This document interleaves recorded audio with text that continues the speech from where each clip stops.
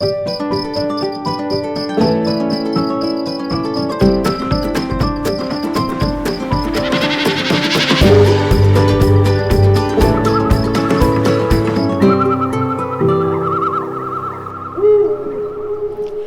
to the Wandering Ecologist podcast with me, Penny Green. Join me on wildlife adventures with friends, learning about fascinating species and positive conservation projects. In this episode, I'm with my good friend Neil Hulme, an amazing field naturalist who is passionate about the conservation of the UK's butterflies. Hi Neil, how are you doing? Good morning, Penny. Welcome to the Dukedom of Storrington. And this is the most amazing site. I've only been here once or twice before, and I forgot how big this place was and how amazing it is for wildlife here. We're looking out over a beautiful sort of chalk grassland meadow, aren't we, with cowslips and all sorts of other lovely chalk grassland plants. So Neil, it's the end of May. It's been the most amazing spring for butterflies and wildflowers, and today we're focusing on an exquisite butterfly called the Duke of Burgundy. Neil, can you tell us, how long have you been working with this species? Oh, and, generally, how long have you been interested in butterflies? Well, the love of butterflies started when I was a very small child, so I've been chasing them around for just over 55 years now, and the Duke of Burgundy has played a very large part in my life since about 20 years ago, when I realised that it was on the very point of regional extinction here in Sussex, and it's almost become a life's work trying to dig it out of this hole. We were down to literally the last dregs. Only 8 adult Duke of Burgundy butterflies were seen in the whole of Sussex in 2005, and since then I've been sort of working with various landowners, with the South Down National Park Authority and its predecessors, really trying to improve the lot for this butterfly. And it's a very happy story, conservation story, because we've gone from those incredibly low numbers to this year. I know I've got about 1,150 records in my database already, and we're going to get a whole heap more today, because this is one of the better sites for dukes in Sussex. And that's amazing. That's a real credit to you, Neil, for persevering, and that great sort of landowner relationship that you build up across the South Downs with all these people, organisations, collaborative working.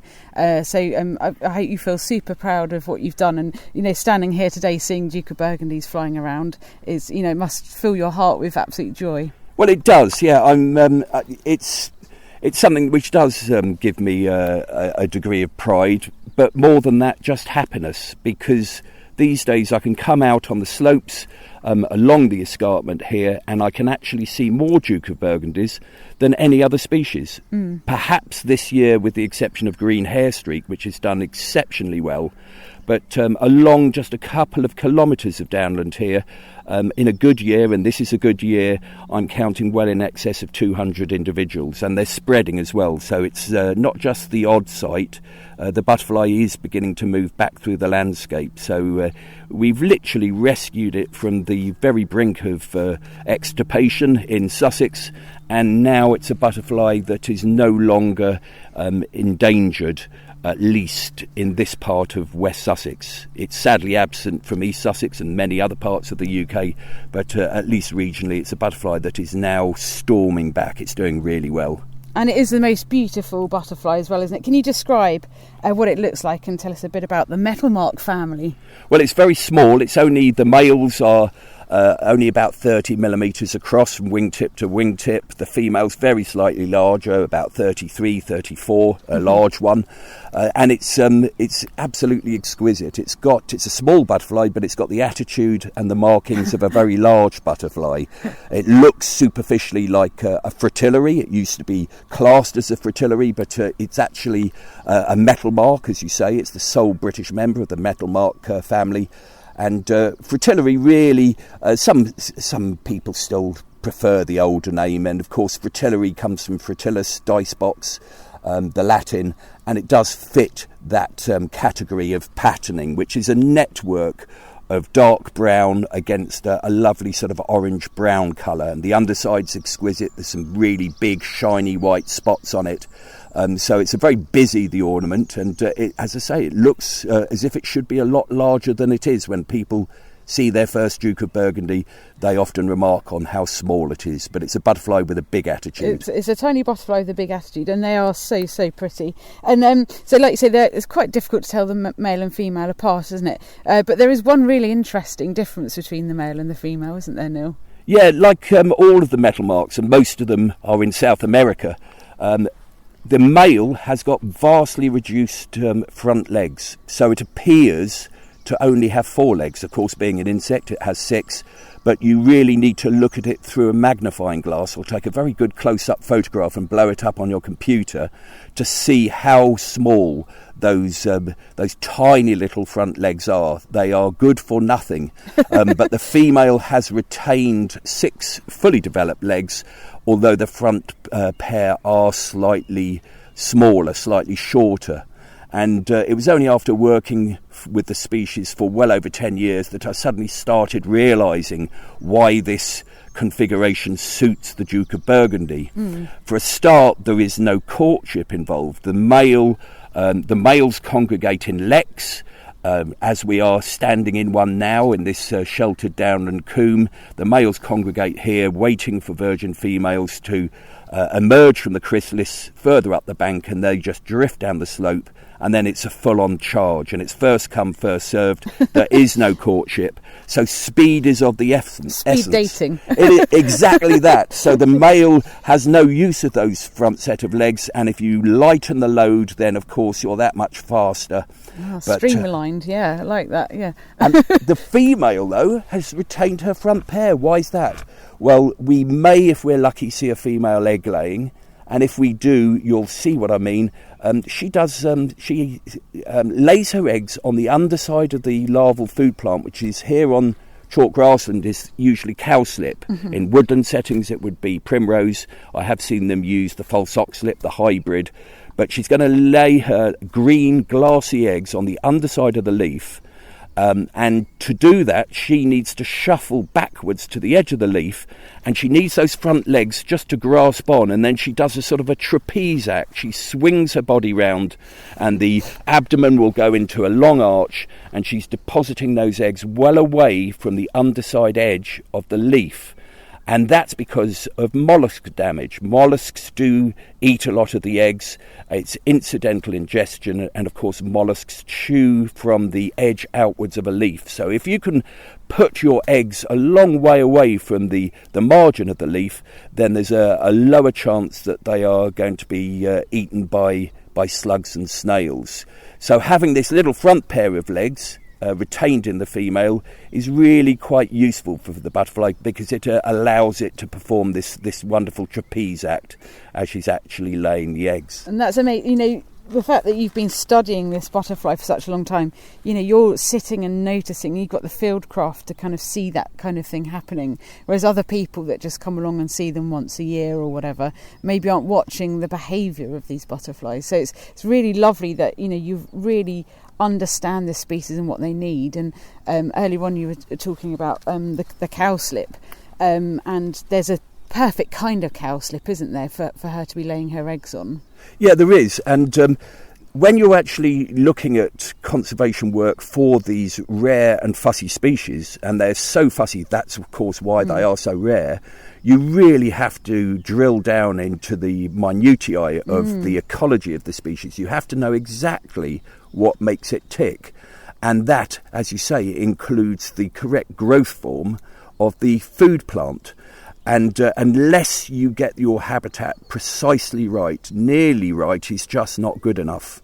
And of course, the South Downs is awash with cowslips. There are multi-billions of cowslips all the way along the South Downs, but provision of the food plant alone is far short of providing the sort of habitat that the Duke of Burgundy needs, because if it was just down to provision of the food plant alone, of course the Duke of Burgundy would be a common and widespread species, and it isn't. So the cowslips need to be the right sort of cowslips, and they need to be growing as they are here. If you look up this bank here, you can see the sward is slightly lumpy, tufty, clumpy structure. Tussocky, yes, with and ant hills, and it's not uniform. Yeah. And where you have the cowslips growing on a bank like this, which critically is facing northwest. This butterfly is so fussy, it actually prefers a northwest aspect over north and west. Sometimes I think it's so fussy it deserves to go extinct. But It's like the panda. Exactly. It doesn't do a great deal to help itself. No. And the reason for this is that the cowslips growing in a sward, a slightly shaggy sward like this on a northwest facing slope, those plants will retain moisture and they have some protection from the ultraviolet, because otherwise the cowslips will yellow in a hot summer, and they will desiccate, and the caterpillar won't be able to complete its life cycle and move on to the pupal stage unless those cowslips are nice and lush and green and can last it all the way through July. And that's when the butterfly will then start bedding down in a bed of moss and forming a pupa in which it will overwinter. And the pupal cases are really interesting. They're like little Dalmatians, aren't they? White with black spots. They are absolutely beautiful. Very few people have actually found them in the wild. My friend Matthew Oates has, I know, found them in beech mast. And the odd one has been found in a clump of grass, but I strongly suspect that the majority are actually down in the moss beds, and that's because there is a site where on a couple of occasions I have literally encountered Duke of Burgundys which have just emerged from the chrysalis, and they're pushing their way up through the moss beds before climbing up a grass stem or other bit of vegetation to pump the wings up. And it's quite interesting because I've watched this in detail, and whereas a lot of butterflies will emerge from the chrysalis, for instance those which are hanging from some vegetation, from a nettle or a branch, something like that, they will actually inflate their wings very quickly. The Duke of Burgundy takes some time, a couple of minutes before it even starts inflating its wings, and that, I'm sure, is an adaptation to seeing the butterfly having to struggle up through a moss bed and find something to crawl up onto before it can actually start pumping the hemolymph into its wings to expand them. So it's there's lots of little nuances with the Duke of Burgundy that make it such a fascinating species.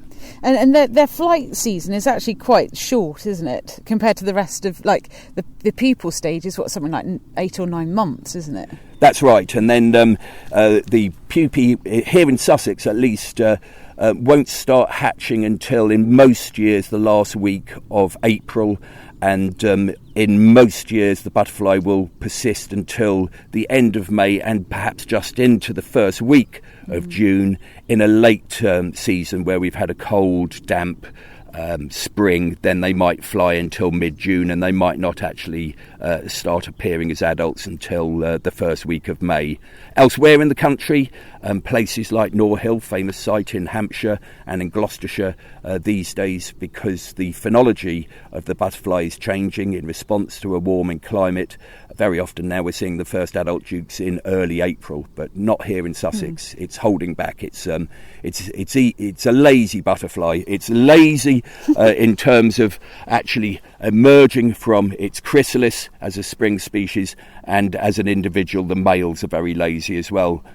They don't really get out of bed until about 11 o'clock in the morning, and the males will be tucked up usually by 3:30. Probably exhausted after all their chasing around. Well, yes, that's it's a fighter, the Duke of Burgundy. It's one of the reasons that I love the species. It's so charismatic. It's the Lemmy Kilmister of butterflies. It's motorhead. It's live fast, die young. It doesn't even bother feeding the male, or it does very rarely. Perhaps you'll occasionally come across one feeding on crosswort or something like that, and the females will occasionally be seen nectaring on things like hawthorn blossom, but it generally, particularly the males, it just doesn't have time to even bother eating. Wow. It just gets up in the morning, starts fighting amongst itself. You always know when two male Duke of Burgundys are clashing, because they'll do a vertical takeoff. They'll go sometimes 80, 100 foot up in the air, come down, land on their same perches a metre or so from each other, and then they'll kick off again a couple of minutes later, and they just go on like this all day long. No wonder they're exhausted and going to bed at 3 o'clock. I think I could yeah, and the females will stay out a little bit longer. They know that the males are in bed by about 3 o'clock, so you are generally looking at female dukes, duchesses, sort of from 4 p.m. onwards, and they will sort of continue sort of looking for egg-laying sites, sometimes until about 6 o'clock in the evening. Oh, wow. And how many eggs would one female lay? Generally, we think an average would be about 90, something like that, and they can be laid singly or in 2s and 3s. And in rare circumstances, you might get batches of 5 or 6. I have seen as many as 10 in a single batch. Oh, wow. So I can see, look, they're just beginning to wake up now. I'm just It's looking down below us, and I'm up. beginning to see little male Duke of Burgundies beginning to become more active. And some of them are looking remarkably fresh, considering how late on in the season we are. Yeah, it's although they have emerged early, it does seem that here on the Downs at Storrington they're having quite a prolonged flight season. I think that's because we've got multi-aspect slopes, and although we are in a Duke Lek at the moment, where sort of the males are congregating at the bottom of these deep combes, the females, once they're mated, they will wander over these slopes quite widely, just laying their eggs on sort of widespread cowslips wherever they are the right type of cowslip.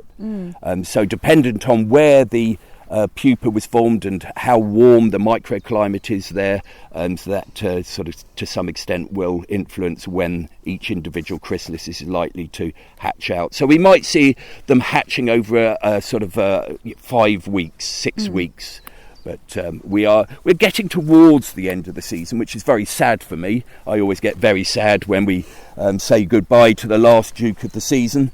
But it goes down fighting because, of course, things like the large skipper are just beginning to appear, and that's a feisty, tough nut of a butterfly as well. But even though the large skippers are sort of really fit and full of vigour, these really tired old male dukes, which are shadows of their former selves, they're still seeing the large skippers off. They will fight to the last. It's as I say, it's a butterfly with real attitude. Let's see this one over there. Yeah, he's definitely on the hunt, isn't he? And we saw another one there. Oh yeah. Oh, it's landed on the bramble. Oh, look at that. That's so pretty, isn't it? Those orange marks just absolutely glow, don't they? Yeah, so beautiful. And that's here a faded comes the sun. one. Woo! Yeah, we're going to see. We're going to see things get lively now. When the cloud cover is above us, they're going to be sort of fairly static, but it doesn't take long. Of course, these things have to deal with the very variable weather of a typical British spring. So you only need a couple of minutes of warm sunshine, and boom, they're off. There we go. See, it's beginning to happen now. Another one coming down. Woohoo. All of a sudden, at least 4 or 5 I can see just in front of us, and they are so small, aren't they? Oh, there goes one. Lovely. Another one coming in from the right. Yeah. All of a sudden, the place is just becoming alive with Duke of Burgundies. And this is their little lek that you were describing, which is a display ground ultimately, isn't it? It's kind of like a place where they all congregate to kind of but it's great because have their battles. We've got a 10-metre area here, and there are more Duke of Burgundies, as I say, than were seen in an entire year going back to the early part of this century, when the butterfly was in dire straits. A similar story in Kent.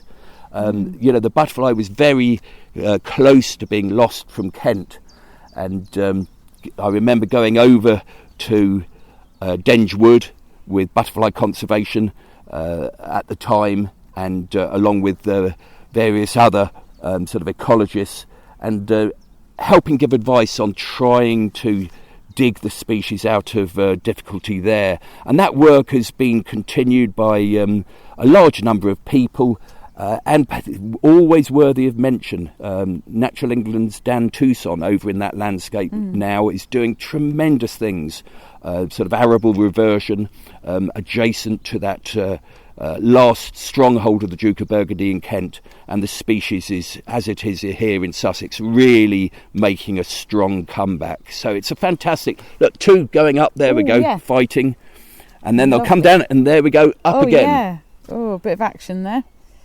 Fantastic. So it really is like a positive, and you know that's why I wanted to do this podcast, is to talk about the positive things in conservation and to talk to conservation optimists like you, because you know we can all get stuck in this doom and gloom of bad things happening with the environment, but actually there's so many good things going on and so much positive conservation effort going on and success stories like this. I think we need to talk more about this, don't we? I think so. It is important that the general public are made aware of the challenges that wildlife is facing in this country.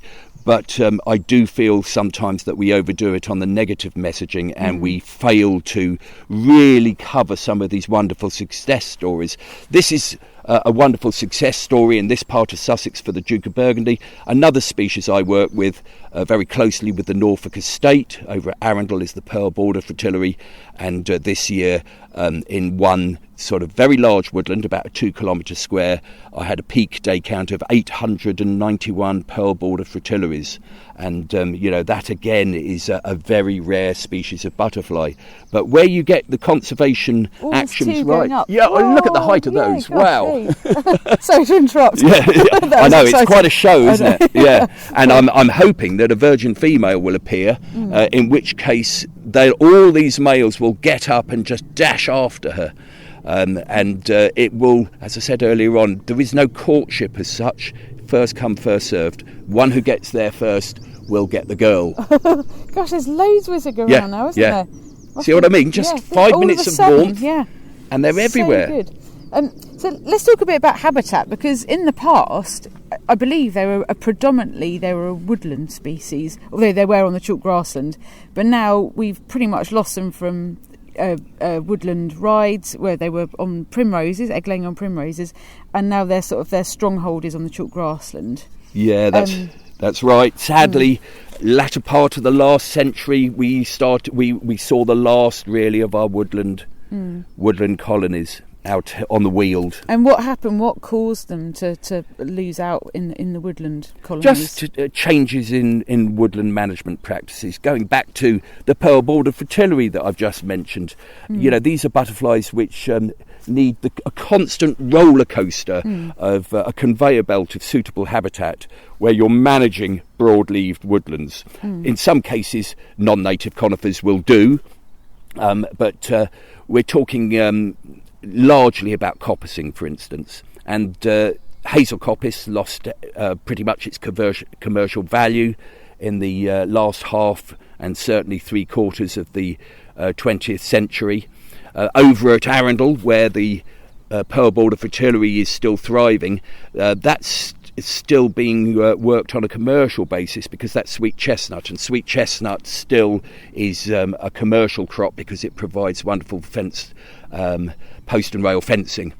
But sadly, hazel coppicing is now just done on a really limited scale, very often by volunteers, very often on nature reserves. And it's these changes in woodland management practices that have really done for species such as the pearl border fritillary and the Duke of Burgundy. But the Duke has sort of really persisted because scrubby chalk grassland is lightly scrubbed.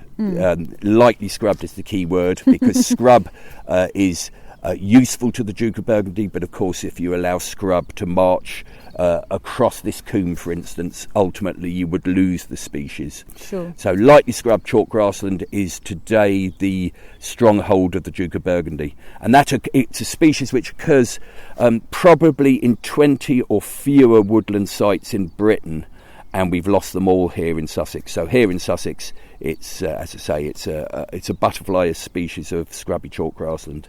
And what kind of habitat management does this chalk grassland need to help maintain it for the Duke of Burgundy, which is almost like a flagship species, because loads of other species of insect and and wildflowers will benefit from this same management, won't it? Yeah, and grazing is key. It's a horses for courses. If you're on a south-facing slope of the chalk grassland, of the South Downs, if you're on a south-facing slope, you're very much catering for a whole suite of insects, including certain species of butterfly, like the Adonis blue and the silver-spotted skipper, which really do like a short-cropped sward. well nibbled by sheep and rabbits. But the Duke of Burgundy, really, it's suffered from being conserved out of existence in many places because its enemy is overgrazing. And I always think it's important because it's representative of a suite of invertebrates that like things a little bit more humid and not so heavily grazed. And if we're looking at butterflies, then that species, things like the dingy skipper. So it's important that in at least some parts, and those parts where the Duke of Burgundy lives or potentially lives, you only need to set aside a relatively small area of the land to actually cater for its needs. And as I mentioned earlier, that means maintaining a sort of a clumpier sward here, which is more humid, allowing the food plants to grow in lush conditions and not drying out in the summer. That's why you won't find Duke of Burgundys on south-facing, well-grazed chalk grassland slopes. So grazing is key, and its nemesis really is the sheep. So they are tolerant of occasional light winter grazing of sheep, but if you put sheep on a Duke of Burgundy site, particularly through the spring and summer, say goodbye to your Duke of Burgundys within just a couple of seasons, even if it's a large colony. So it's something that we have to be aware of, that we need to make provision for these things. And of course, if you lose a colony of Duke of Burgundy and it's an isolated colony, you've only got to overgraze it for a couple of years, you've lost the butterfly, and it doesn't travel long distances, so you may have lost it for good. And this year, I mean, it's been a particularly good year, and we're going to talk about this in a minute. So this is the kind of year where you get those inventive individuals where a colony does well and then they can travel a bit further afield. So if there's other positive conservation efforts going on along this bit of the downs, hopefully they're going to help sort of colonise new areas where there's been good management going on. Yeah, it's remarkable. I've seen it so many times in the decades I've been chasing butterflies around. It's when you get a really warm spring or summer and anticyclonic conditions, that's when butterflies tend to have a good year, and then also the conditions are suitable for them to head off into the wider landscape, and they can go for surprisingly long distances. With Duke of Burgundy, it struggles to get beyond about 5 kilometres, but Pearl Border Fritillary, for instance, we have proven beyond all doubt that they can go 18 kilometres. I know that the silver-spotted skipper can disperse 18 kilometres, and only about a week ago I actually found a lone wandering female woodwhite about 6 or 7 miles from its nearest known colony. Wow. near Fernhurst. Amazing. And nobody's put it there. It's a site which it's not visited by butterfly enthusiasts. There wasn't any suitable food plant for it anyway, and it was just a single very worn female. So I don't see that there's any evidence of foul play whatsoever. That is a female woodwhite which appears to fly so feebly. They do, don't they? They're really floppy. They're virtually dropping out of the air. They're virtually stalling, but they just go and go and go. And that one has travelled over quite a large area of the West Sussex countryside to get where it is. And yes, there's been the odd sighting of Pearl Border Fritillary well off-piste as well this year. So it's been a fantastic spring for butterflies. The number of green hair streaks on this site is phenomenal. How many did you count? Hundreds. I did an accurate count early in the season, predominantly for Duke of Burgundies, but I count everything. And on that occasion, only the males were out, and I counted 133 green hair streaks. But when I've been doing single species counts for Duke of Burgundy, I have been seeing phenomenal numbers of green hair streak, clearly somewhere between 300 and 500 just on my travels in a day. Once the females get going, the males tend to congregate around the shrubs, and rather like Duke of Burgundies, the males behave badly. The females are off just laying eggs on rock rows, on these wonderful ant hills, places like that. And the numbers of green hair streaks have been absolutely phenomenal. Because normally that's a species can be quite tricky to catch up with if you're not in the right place at the right time. And I've seen quite a few this spring, and it's one of my favourite butterflies. I love them. They're so pretty. They look like they should be in a South American rainforest. That green is just wonderful, isn't it? It's iridescent emerald green. It's a structural colour like the purple of a purple emperor. It changes hue in various lights. It's all to do with the way the light is passing through the microstructure of the individual scales, which lie, of course, like tiles on a roof, a house roof. And it's what the infrastructure is doing in terms of scattering the light rays. And that's why if you walk around a purple emperor, it will go from purple to blue to black. And that's why a green hair streak will go from a fairly pale greyish green to the most wonderful deep emerald colour. So it's all to do with structural colours rather than the pigment as such. It's so shimmery. And I believe that, was it Victorian women used to catch them and use them as eyeshadow, sort of like to take the scales off of them and put them on their eyelids. And yes, and wonderful old trays still exist, which are just laid mosaics of butterfly wings. And the green hair streak, it's one of my favourites as well. All butterflies, of course, have a scientific, a Latin name, and the Latin name of the green hair streak actually means beautiful eyebrow. If you take a photograph up close, you'll see it's got incredibly bushy eyebrows with a big splash of green. Amazing. They're wonderful little butterflies. Oh, I do love. Oh, should we? Let's head over this way. Yeah. Further down. I'm hoping to get us to a little hazel bush in the bottom of this coombe here, and the reason for that is this is invariably where I manage to find mating pairs, because look. Oh, look there's at that. one right Another one next there. to us. Another one there. Oh, another one there. Gosh, they're looking remarkably kind of fresh, aren't they? Ooh, I nearly went down the slope then. Yeah, they love these hidden away places where you really need to be a bit of a mountain goat. Yes.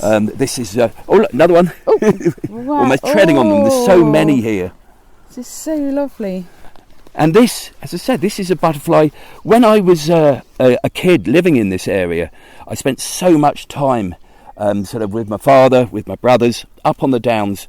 We couldn't find Duke of Burgundies back in the 1980s. And the next coombe across, always happy memories come flooding back, because in the bottom of the coombe there's an old metal gate. You can't really see it at this time of the year because of the leaves on the trees, and I remember I used to come through that gate with my father when I was about 10 years old, and we used to come up to look at the green hair streaks and all the other chalk grass and butterflies, but we couldn't find Duke of Burgundies, and this was as recently as the 1980s. And this area that we're in today, no Duke of Burgundies here until, in recent times anyway, until 2010. So that's how successful. What a bounce back! Yeah. A now sadly retired South Downs Ranger, Simon Mockford. He and I have worked together very closely on Duke of Burgundies for about 20 years, and he and I. We've worked, this is private land over to the west of us here, and we've worked with the estate over the years to resurrect the really tiny pockets, tiny colonies in woodland clearings. And by building the numbers up there, we got to the tipping point where adventurous females came up over the top of the downs and then started dropping down through these combes and then colonising in an easterly direction. And the great news is we've now got them on the Whiston estate where you work. We've got them at Washington chalk pits as well, as yet in low numbers. They colonised or recolonised the site, I suppose it was about 6 or 7 years ago now. The numbers have always been very low there, but with the work that we've been doing, Wild Horsham volunteers and with the South Downs National Park's help as well, I think we're getting the habitat in really good condition for the Duke of Burgundy there. So I have seen a few this season, which is good news, and I'm hoping that we can get the numbers to build up there as well. And that's as far east as the butterfly goes at the moment. I've taken that on as my my big job that I want to really champion at Wiston, and so we're looking at doing a lot of scrub management over the next 3 winters. So hopefully, oh look, they're flying up in front of us. So hopefully, make even more habitat for the Duke of Burgundy, and again, it's as a flagship for lots of other sort of short grassland species, but with a big focus on the Duke of Burgundy, because it feels like they respond well to positive management, and you can have, like you've said, you can have some big numbers turning up if the conditions are right for them. That would be a wonderful thing for us to talk about. In 5 years' time, we could be like, wow. I think we're going to see a reasonable sized colony develop there. But as you say, it's just about getting to know what these things need, and the butterfly will do the rest. So you've got species like the Duke of Burgundy and the pearl border fritillary and the heath fritillary, sort of over in Kent. So you've got very rare species, but if you get the habitat right in an area, you can actually see them in very high numbers. And we were talking about sort of, potential threat is, obviously scrubbing over or overgrazing by sheep, yes, that kind of thing. But there's lots of positive opportunities for conservation work for this species, aren't there? And actually, we're looking across at a small hillside here, and it's quite an unusual opportunity, isn't it? Yeah, ash dieback. I, like everybody else, lament the loss, the really wholesale loss of ash once you get out onto the weald there. But I see it as an opportunity up here on the chalk, and the degree of kill up on the chalk is very high, and I think that's because the soil is so thin and the ash gets quite stressed up in this sort of habitat type anyway. And we are looking at areas covered in ash, which of course, if you go back to the earlier part of the last century, were just open chalk grassland.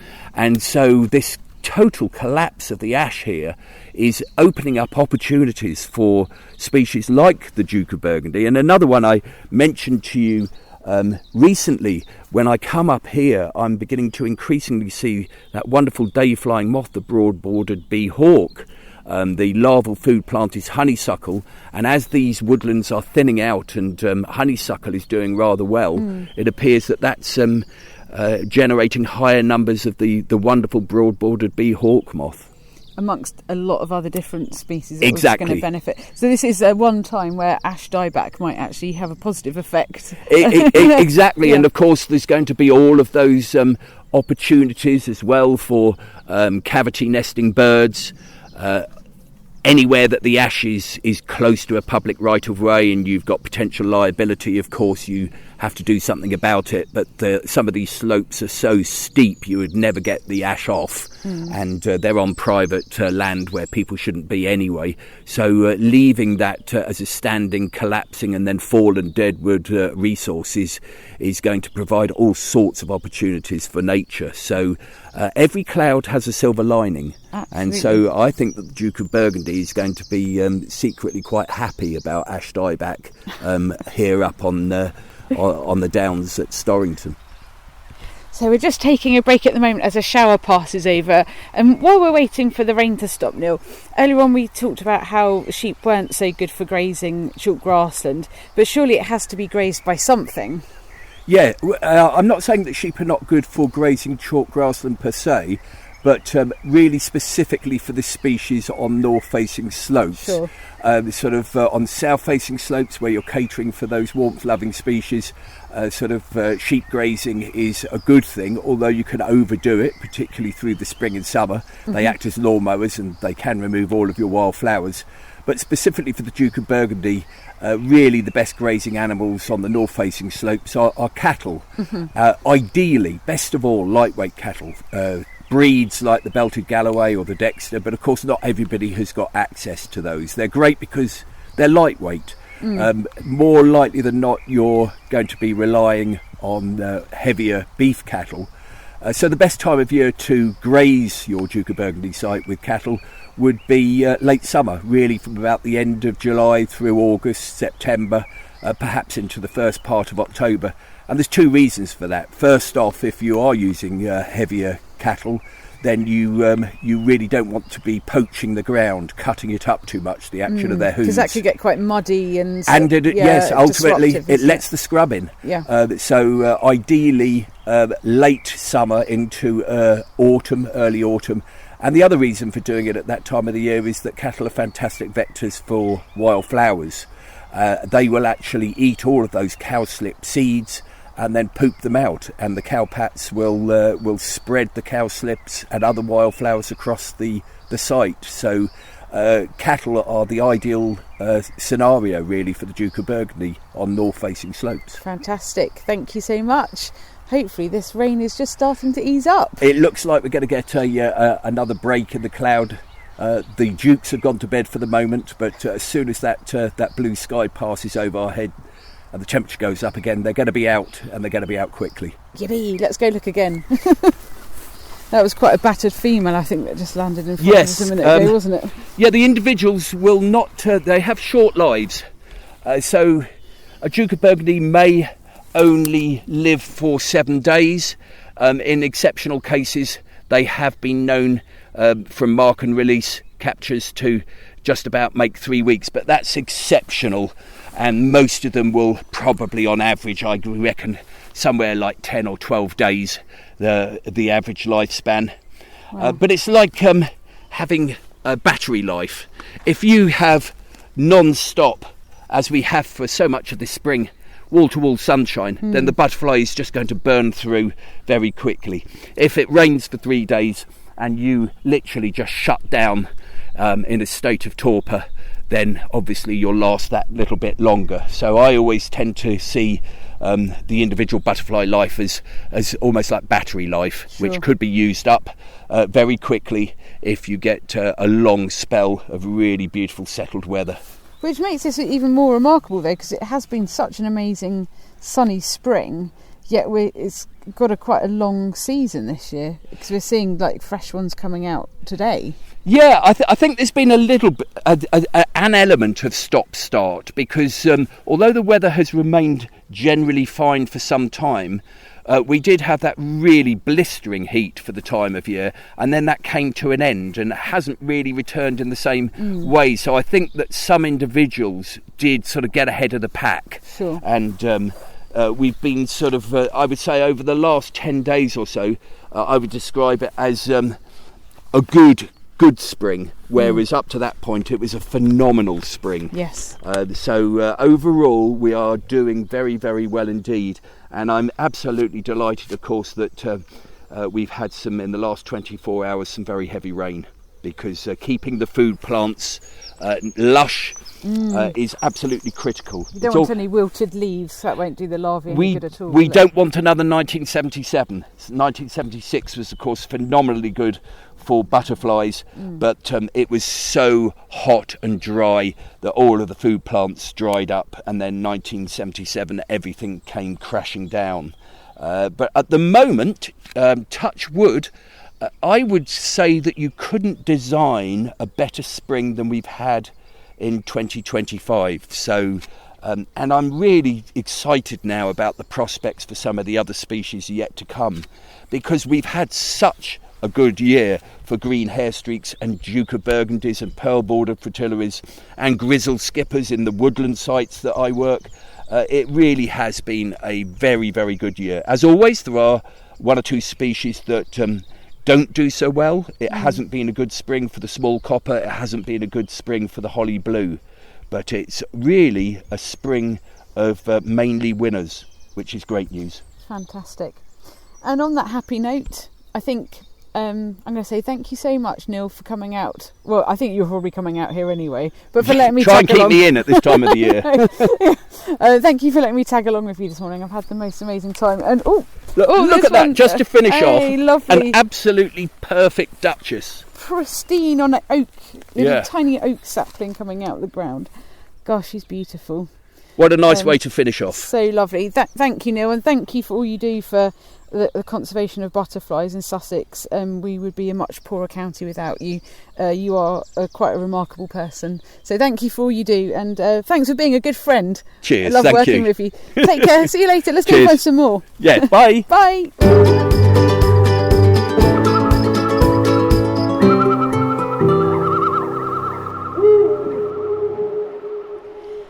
I really hope you enjoyed learning all about the Duke of Burgundy butterfly. I learnt loads from Neil, as I always do, so huge thanks go to him for sharing decades of knowledge with us. Many thanks also go to Matt Davidson for the fantastic music, Katie Bolton for the beautiful artwork, and as always, the brilliant Ian Bunn for his editing skills. Tune in again soon when I'll be having more wildlife adventures with friends.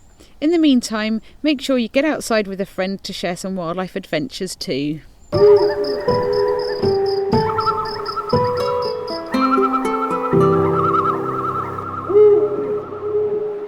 Thanks to Leica for sponsoring the Wandering Ecologist podcast. I've been a Leica user since the very beginning. Whether I'm monitoring stone curlews or barn owls or conducting a dragonfly survey, I rely on their precision. With over 120 years of crafting premium optics, Leica brings exceptional clarity even in low light. The close focusing range reveals fine details others miss, and the rugged waterproof design means they keep going, whatever the weather. German engineering trusted in the field, and craftsmanship I can count on.